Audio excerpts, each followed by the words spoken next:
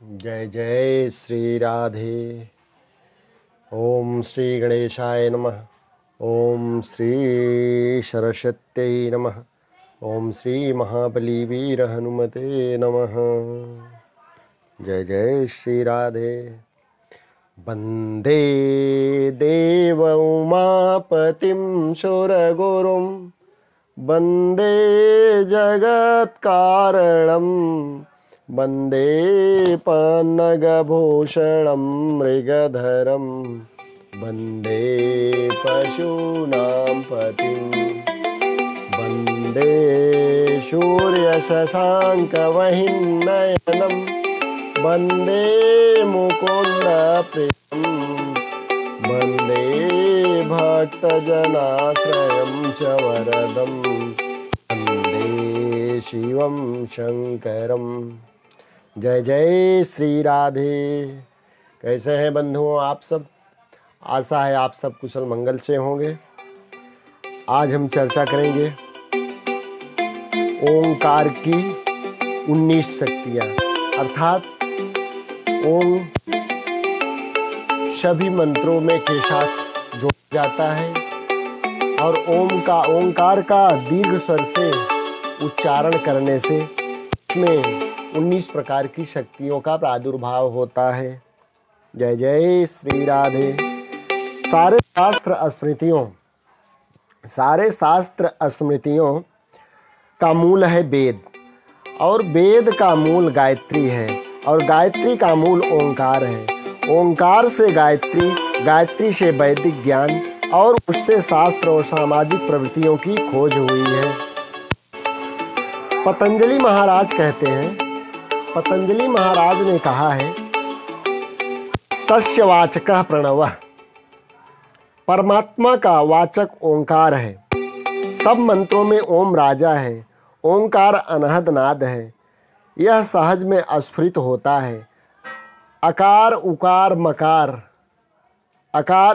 मकार और अर्ध तन्मात्रा से युक्त ओम एक ऐसा अद्भुत भगवान नाम मंत्र है कि इस पर हर कई ने व्याख्याएं की और कई ग्रंथ लिखे गए, फिर भी इसकी महिमा हमने लिखी ऐसा दावा किसी ने नहीं किया। इस ओंकार के विषय में ज्ञानेश्वरी गीता में ज्ञानेश्वर महाराज ने कहा है, ओम नमो जी आद्या वेद प्रतिपाद्या जय जय स्वसंवेद्या आत्मरूपा। परमात्मा का ओंकार स्वरूप से अभिवादन करके ज्ञानेश्वर महाराज ने ज्ञानेश्वरी गीता का प्रारंभ किया। धन्वंतरी महाराज लिखते हैं कि ओम सबसे उत्कृष्ट मंत्र है। वेदव्यास जी महाराज कहते हैं, प्रणवः मंत्राणाम सेतु। यह प्रणव मंत्र सारे मंत्रों का सेतु है। कोई मनुष्य दिशा शून्य हो गया हो, लाचारी की हालत में फेंका गया हो, और कुटुंबियों ने मुख मोड़ लिया हो, किस्मत रूठ गई हो, साथियों ने सताना शुरू कर दिया हो, पड़ोसियों ने पुचकार के बदले दुत्कारना शुरू कर दिया हो, चारों तरफ से व्यक्ति दिशा शून्य, सहयोग शून्य, धन शून्य, सत्ता शून्य हो गया हो, फिर भी हताश न हो, वरन सुबह शाम 3 घंटे ओंकार सहित भगवान नाम का जप करे तो वर्ष के अंदर वह व्यक्ति भगवत शक्ति से सबके द्वारा सम्मानित, सब दिशाओं में सफल और सब गुणों से संपन्न होने लगेगा। इसलिए मनुष्य को कभी भी लाचार, दीनहीन और असहाय मानकर अपने को कोसना नहीं चाहिए। भगवान तुम्हारे आत्मा बनकर बैठे हैं और भगवान का नाम तुम्हें सहज में प्राप्त हो सकता है, फिर क्यों दुखी होना। रोज रात्रि में तुम 10 मिनट ओंकार का जप करके सो जाओ, फिर देखो इस मंत्र भगवान की क्या क्या करामात होती है, और दिनों की अपेक्षा वह रात कैसी जाती है और सुबह कैसी जाती है। पहले ही दिन फर्क पड़ने लगेगा।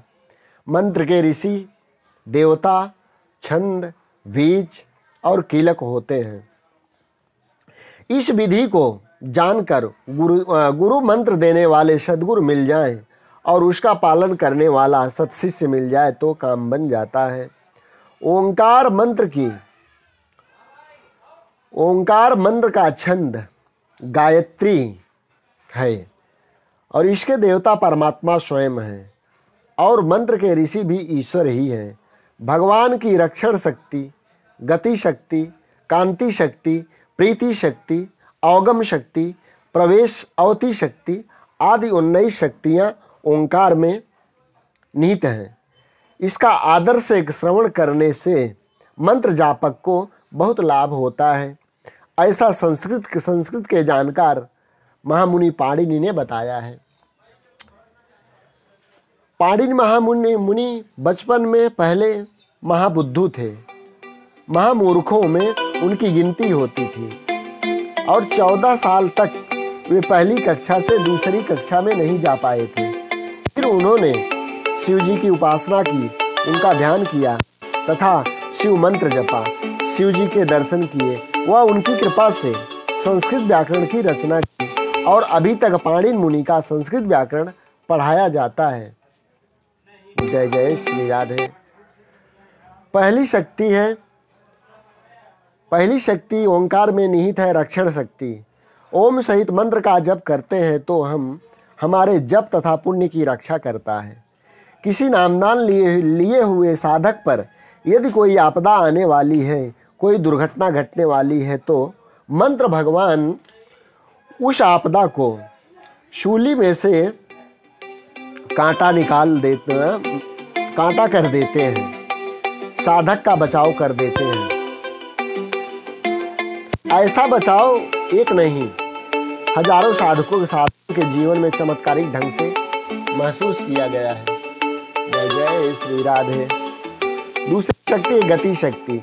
जिस योग में, ज्ञान में, ध्यान में आप फिसल गए थे, उदासीन हो गए थे, किंग कर्तव्य विमूढ़ हो गए थे, उसमें मंत्र दीक्षा लेने के बाद गति आने लगती है। मंत्र दीक्षा के बाद आपके अंदर की गति शक्ति कार्य में आपको मदद करने लगती है। तीसरी शक्ति है कांति शक्ति। मंत्र जाप से जापक के कुकर्मों के संस्कार नष्ट होते हैं और उसका चित्त उज्जवल होने लगता है, उसकी आत्मा उज्जवल होने लगती है, उसकी मति गति उज्जवल होने लगती है और उसके व्यवहार में उज्ज्वलता आने लगती है। इसका मतलब ऐसा नहीं कि आज मंत्र लिया और कल सब छू मंत्र हो जाएगा, धीरे धीरे होगा। एक दिन में कोई स्नातक नहीं होगा, एक दिन में कोई एमए की पढ़ाई नहीं कर लेता है, ऐसे ही एक दिन में सब छू मंत्र नहीं हो जाता। मंत्र लेकर ज्यों-ज्यों आप श्रद्धा से, एकाग्रता से और पवित्रता से जप करते जाएंगे त्यों-त्यों विशेष लाभ होता जाएगा। चौथी शक्ति है प्रीति शक्ति। ज्यों-ज्यों आप मंत्र जपते जाएंगे त्यों-त्यों मंत्र के दाता, मंत्र के देवता के प्रति, मंत्र के ऋषि के प्रति, मंत्र के सामर्थ्य के प्रति आपकी प्रीति बढ़ती जाएगी। पांचवी शक्ति है बंधुओं तृप्ति शक्ति। ज्यों-ज्यों आप मंत्र जपते जाएंगे त्यों-त्यों आपकी अंतरात्मा में तृप्ति बढ़ती जाएगी, संतोष बढ़ता जाएगा। जिन्होंने नियम लिया है और जिस दिन वे मंत्र नहीं जपते उनका वह दिन कुछ ऐसा ही जाता है। जिस दिन वे मंत्र जपते हैं उस दिन उन्हें अच्छी तृप्ति और संतोष होता है। जिनका गुरु मंत्र सिद्ध हो गया है उनकी वाणी में सामर्थ्य आ जाता है।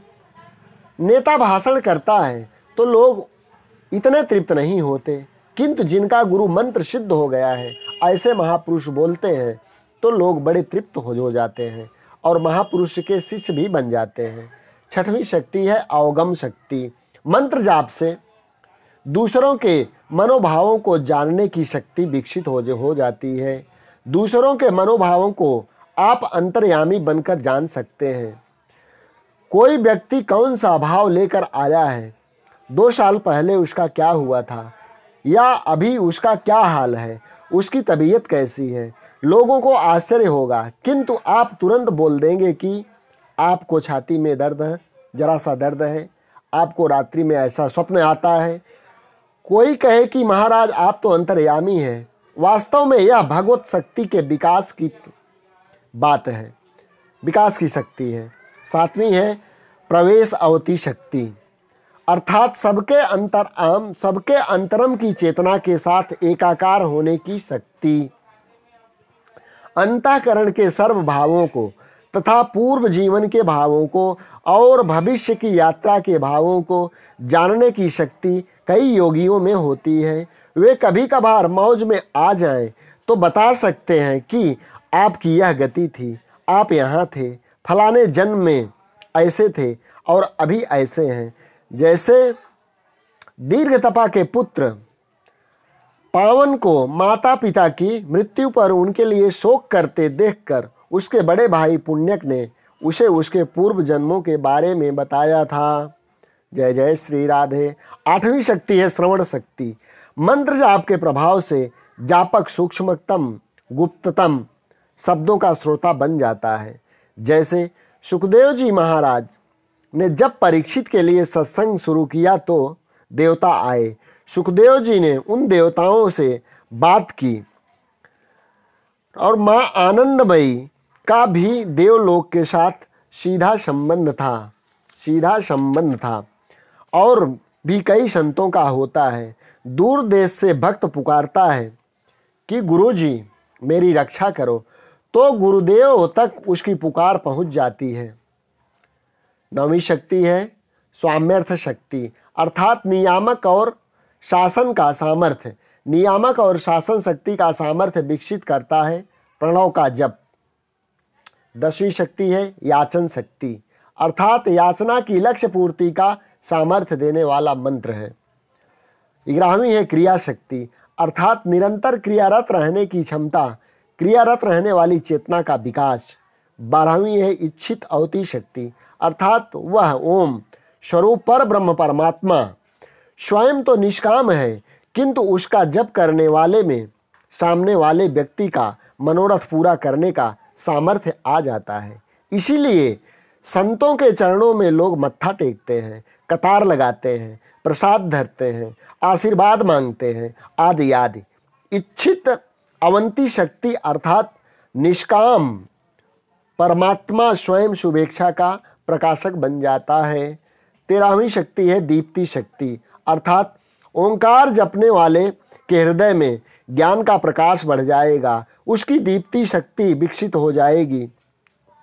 14वीं है वाप्ति शक्ति, अणु अणु में जो चेतना व्याप रही है उस चैतन्य स्वरूप ब्रह्म के साथ आपकी एकाकारता हो जाएगी। 15वीं शक्ति है आलिंगन शक्ति, अर्थात अपनापन विकसित करने की शक्ति। ओंकार के जप से पराये भी अपने होने लगेंगे तो अपनों की तो बात ही क्या, जिनके पास जप तप की कमाई नहीं है उनको तो घर वाले भी अपना नहीं मानते, किंतु जिनके पास ओंकार के जप की कमाई है उनको घर वाले, समाज वाले, गांव वाले, नगर वाले, राज्य वाले, राष्ट्र वाले तो क्या विश्व वाले भी अपना मानकर आनंद लेने से इनकार नहीं करते।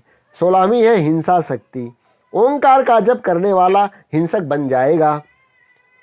हाँ, हिंसक बन जाएगा, किंतु कैसा हिंसक बनेगा? दुष्ट विचारों का हिंसक, दुष्ट विचारों का दमन करने वाला हिंसक बन जाएगा और दुष्ट वृत्ति के लोगों के दबाव में नहीं आएगा, अर्थात उसके अंदर अज्ञान और दुष्ट संस्कारों को मार भगाने का प्रभाव विकसित हो जाएगा। 17वीं है दान शक्ति, अर्थात वह पुष्टि और वृद्धि का दाता बन जाएगा, फिर भी मांगने वाला नहीं रहेगा, देने की शक्ति वाला बन जाएगा। वह देवी देवता से, भगवान से मांगेगा नहीं, स्वयं देने लगेगा। निर्बध दास नामक एक संत थे, वे ओंकार का जप करते करते ध्यान करते थे, अकेले रहते थे। वे सुबह बाहर निकलते लेकिन चुप रहते। उनके पास लोग अपना मनोरथ पूर्ण करने के लिए याचक बनकर आते और हाथ जोड़कर कतार में बैठ जाते। चक्कर मारते मारते वे संत किसी को थप्पड़ मार देते तो वह खुश हो जाता, अर्थात उसका काम बन जाता। बेरोजगार को नौकरी मिल जाती, निसंतान को संतान मिल जाती, बीमार की बीमारी चली जाती, लोग गाल तैयार रखते थे, परंतु ऐसा भाग्य कहाँ कि सबके गाल पर थप्पड़ पड़े। मैंने उन महाराज के तो दर्शन नहीं किए हैं, किंतु जो लोग उनके दर्शन करके आए हैं और उनसे लाभान्वित होकर आए, उन लोगों की बातें मैं कान से सुनी है। 18वीं शक्ति है भोग शक्ति। प्रलय काल स्थूल जगत को अपने में लीन करता है, ऐसे ही तमाम दुखों को, चिंताओं को, खिंचावों को, भयों को अपने में लीन करने का सामर्थ्य होता है। प्रणव का जप करने वालों में जैसे दरिया में सब लीन हो जाता है, ऐसे ही उसके चित्त में सब लीन हो जाएगा और वह अपनी ही लहरों में लहराता रहेगा, मस्त रहेगा। नहीं तो एक दिन एक दो कारखाने वाले भी कभी कभी चिंता में चूर होना पड़ता है, किंतु इस प्रकार की साधना जिसने की है, उसकी एक दुकान या कारखाना तो क्या, एक आश्रम या समिति तो क्या, 1100, 1200 या 1500 ही क्यों ना हो, सब उत्तम प्रकार से चलती है। उसके लिए तो नित्य नवीन रस, नित्य नवीन आनंद, नित्य नवीन मौज रहती है। हर रात नई एक शादी है, हर रोज मुबारकबादी है। जब आशिक मस्त फकीर हुआ तो क्या दिलगिरी बाबा। शादी अर्थात खुशी, वह ऐसा मस्त फकीर बन जाएगा। 19वीं शक्ति है वृद्धि शक्ति, अर्थात प्रकृति वर्धक संरक्षक शक्ति। ओंकार का जप करने वाले में प्रकृति वर्धक और संरक्षक सामर्थ्य आ जाता है। ओम श्री जय जय श्री राधे।